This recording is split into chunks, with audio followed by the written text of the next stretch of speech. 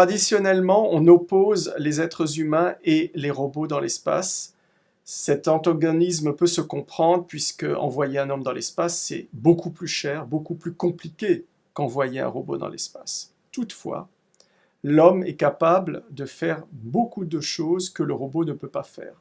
Il a une capacité d'anticipation, une capacité d'intelligence, de compréhension des phénomènes beaucoup plus rapide, beaucoup plus précise que ne peut l'avoir un robot. J'ai toujours en tête mon professeur d'université lorsque j'étais étudiant, à qui on avait posé la question justement pourquoi envoyer un homme sur Mars et pas envoyer un robot sophistiqué, avancé, etc.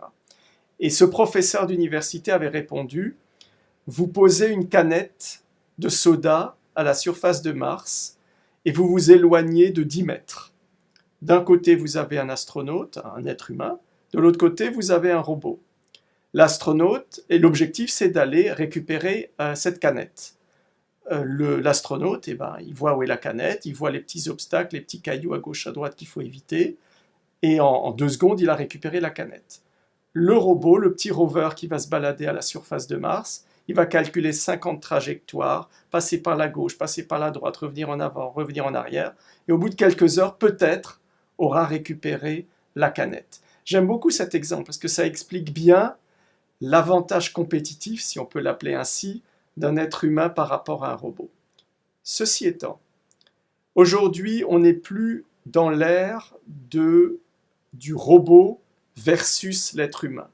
On est beaucoup plus dans l'ère de la coopération homme-machine. Et on s'est rendu compte dans l'ISS, mais aussi chez nos amis chinois avec leur station spatiale émergente et puis chez d'autres partenaires, que en fait, c'est pas l'un ou l'autre, c'est l'un plus l'autre. Et ensemble, on peut faire des merveilles.